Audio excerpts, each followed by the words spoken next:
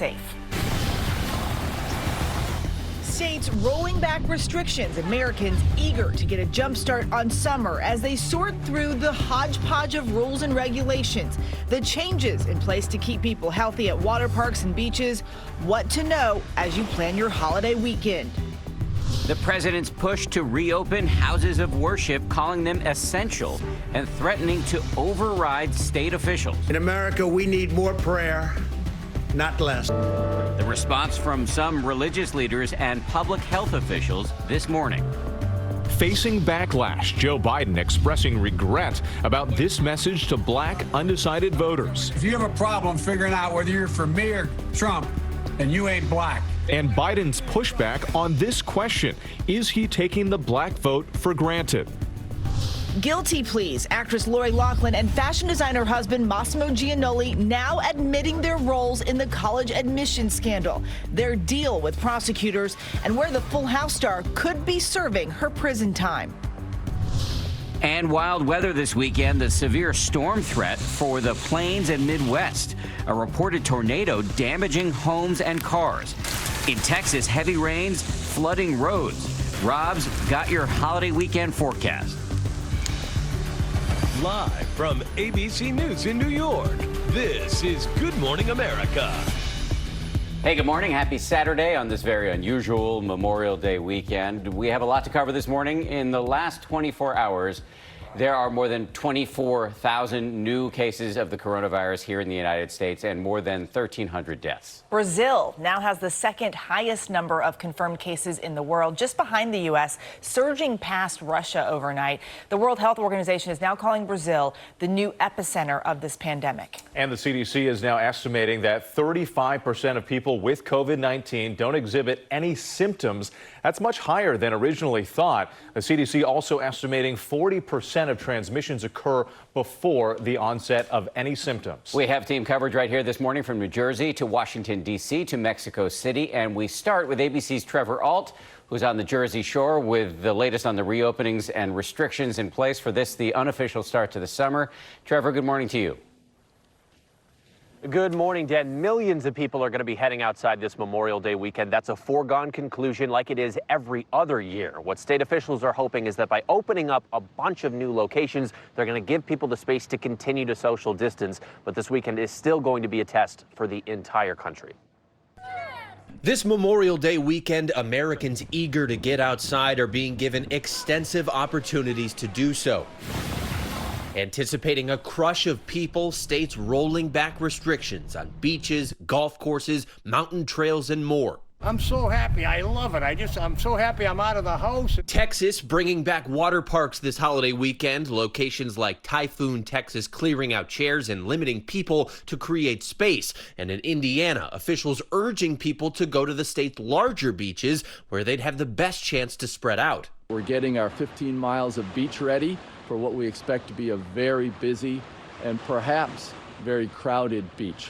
While right now in Florida, all youth sports and camps have the go-ahead to return. We are not going to be instituting a lot of rules or really any rules. This is a parent's decision. No parent is required to have their kid. If you don't feel comfortable doing it, then don't do it. Up and down the Jersey Shore boardwalk, store owners just happy to get back into the swing of summertime business. But we expect to have at least one good month of summer. Those hopes as the CDC has updated its COVID-19 guidelines, saying the virus mainly spreads directly from person to person and doesn't spread easily from contaminated surfaces. The agency also now estimates at least a third of people who contract COVID-19 don't show any symptoms. Still, major areas are approaching the reopening process with an abundance of caution. New York City is closing 41 miles of streets to give people more space, and while walking on beaches there is allowed, swimming, sports, and cooking are banned. In California, most beaches are open with restrictions like no sunbathing. Governor Gavin Newsom urging millions of the state's residents not to act as if the pandemic has passed just because the sun has come up. There's also another reality. that is stubborn, and that is the virulence of this disease remains, and lives are continuing to be lost. In New Jersey, masks on Bradley Beach are strongly encouraged but not required, and many are choosing to go without one, some people not yet feeling safe enough to endure the crowds. I'm actually headed out of town for the weekend, so I'm going to stay away from it. While all 50 states have set reopening plans in motion, 6 states are still seeing a rise in cases, including Alabama, where the healthcare system is being pushed to its limit. Well, right now, if you're from Montgomery and you need an ICU bed, you're in trouble. That as Governor Kay Ivey pushes ahead with a new health order, reopening schools, daycares, summer camps, and entertainment venues. I worry that as people loosen their own personal protection, as they start to crowd together, that's going to potentially give us another peak. In neighboring Louisiana, another victory being celebrated. 11-year-old Zykir Prim wheeled out of Willis-Knighton South Hospital in Shreveport after 7 days on a ventilator. That's one of the best parts about our job, is getting to witness these amazing recoveries. Now, this weekend here in Belmar, they're going to have ambassadors working the beaches, encouraging people to space 6 feet apart. And then New Jersey state officials will be monitoring beach crowds with drones. We are still a long way from normal life, but for so many people, just being able to go outside is considered something to celebrate. Eva? And a lot of people will be celebrating this weekend. Trevor Alt, thank you. President Trump has deemed houses of worship as essential, demanding governors reopen them immediately and threatening to take action if they don't. ABC's Andrew Dimbert is outside a church in Washington, D.C., with the battle lines being drawn over places of faith. Good morning, Andrew. Good morning. And as a broader push to reopen the country, the president focusing on churches this weekend, saying that he wants in-person services to resume immediately. President Trump is pushing for places of prayer to reopen amid the coronavirus pandemic, saying houses of worship should resume in-person fellowship. In America, we need more prayer, not less. Trump deeming churches, mosques, and synagogues essential and is calling on governors nationwide to let them reopen this Memorial Day weekend, even though some areas remain under coronavirus lockdown. Some governors have deemed liquor stores and abortion clinics as essential, but have left out churches and other houses of worship.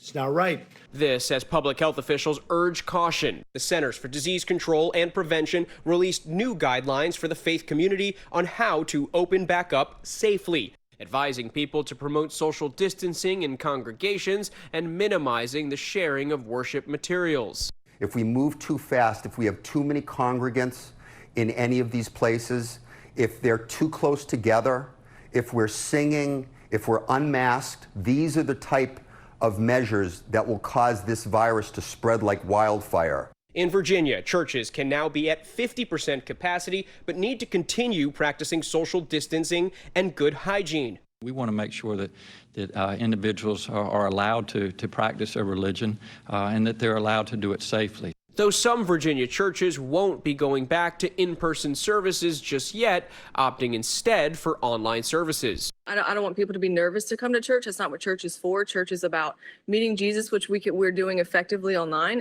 Meanwhile, in New York, the epicenter of the U.S. outbreak, some churches have already begun to reopen for private prayer. We also have a duty to care for the hearts and souls of our people. And the president even threatening governors if they do not comply and reopen churches, but it's unclear if he even has the authority to do so. Eva? Thank you, Andrew. And this is your first appearance on Weekend GMA, so we want to say welcome to the team. Oh, thank you for that warm welcome, Eva. It's truly a dream come true, really, for me. Oh, good to have you with us. Exactly. Making his debut with the face mask, too, Yes. a sign of the times. Andrew, thank you so much. We will talk to you very soon. Meanwhile, we're turning to Latin America now, where cases of coronavirus are surging in the region's 2 largest countries, Mexico and Brazil. ABC's senior foreign correspondent Ian Pannell is in Mexico City with the concerns over rising infections there. Ian, good morning to you. Yeah, good morning, Whit. That's right. Latin America is now the new global epicenter of this pandemic.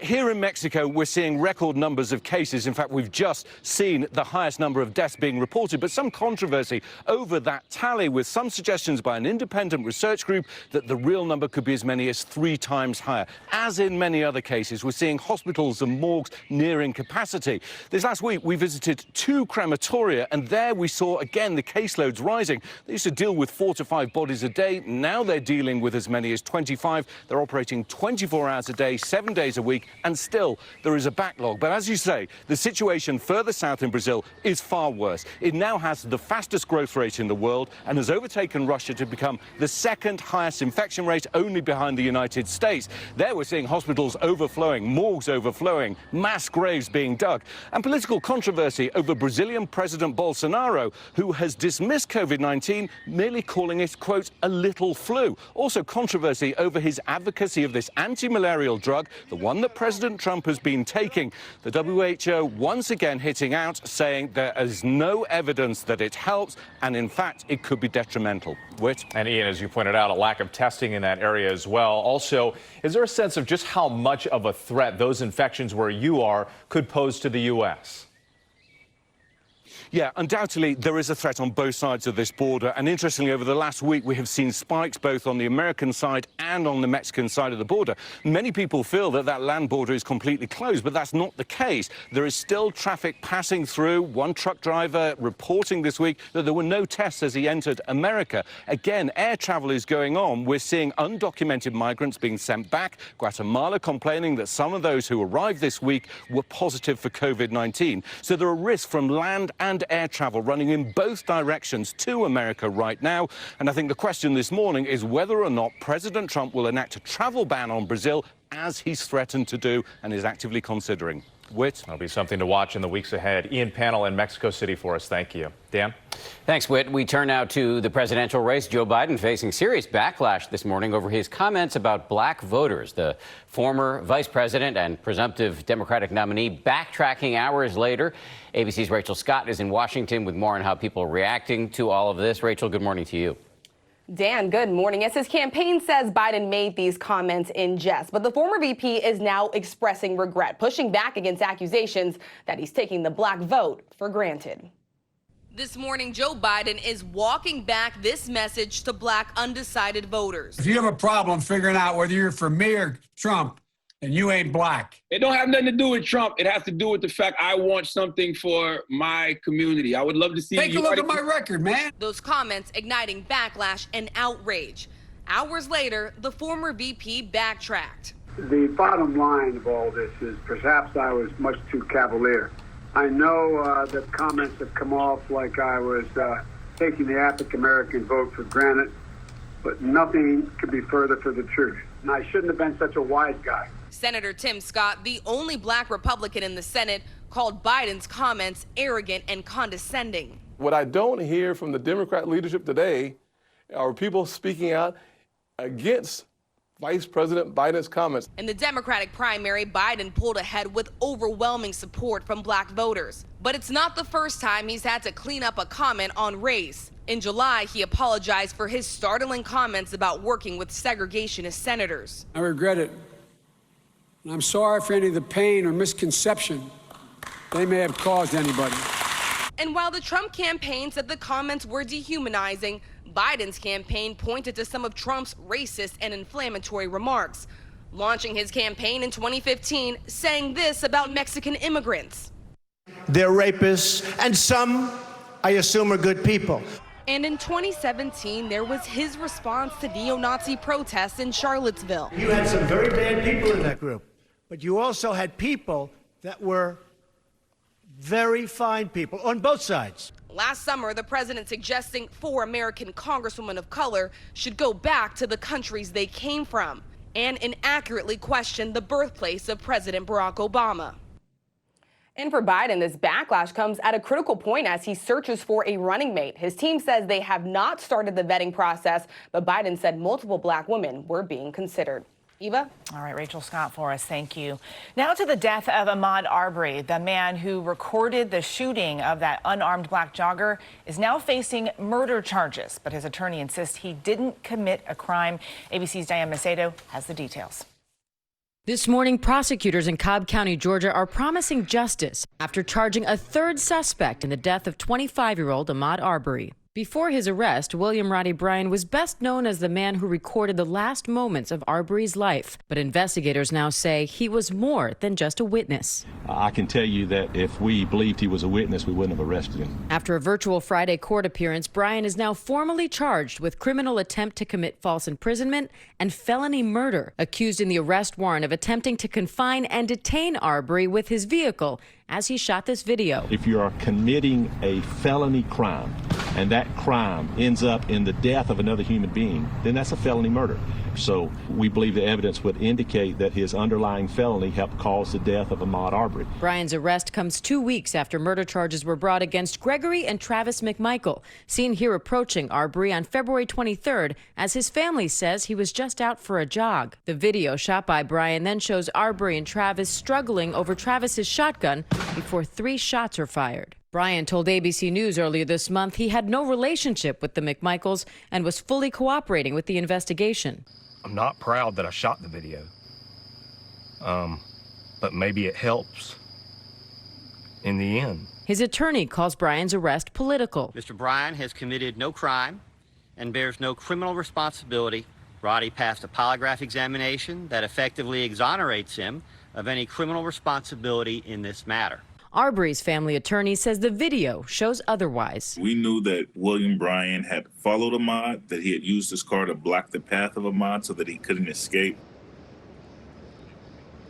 And Bryan has not entered a plea. During that court appearance, he did not enter a plea. As for whether we'll see more arrests in this case, the head of the Georgia Bureau of Investigation says he's not ruling it out, but that he's confident the people who needed to be arrested have been. Whit? Still a lot of developments. Diane Macedo for us. Thank you. Overseas now to Pakistan, where 2 people survived a horrific plane crash that killed 97 passengers. A pilot sent a mayday call as the jetliner ran into trouble in Karachi Friday afternoon. The plane was approaching an airport when it went down in a crowded neighborhood. Several homes were destroyed. 3 people on the ground were hurt. 1 U.S. citizen was on that jet, but no word if that person is among the survivors.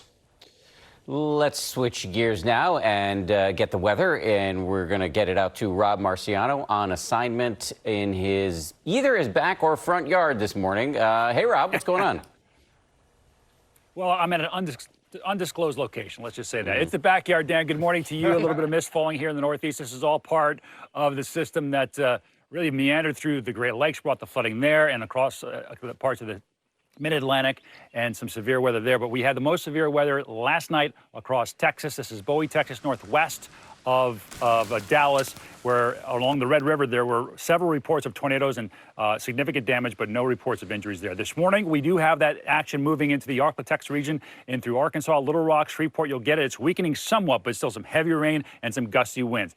This energy does move a little farther north today, so Chicago and west into northern Illinois, you do have a threat for seeing some severe weather that could potentially throw down a tornado or two. And then another system kind of develops in the high plains from North Platte all the way down to Midland for some late-day thunderstorms that could also produce some damaging winds. And here's that low that's spinning in. Not the best of starts to the Memorial Day weekend here in the Northeast with the cool, misty rain and showers at times, but improvement, I promise, through the weekend. We'll talk more about that in a sec. For now, though, here's a look at your local forecast.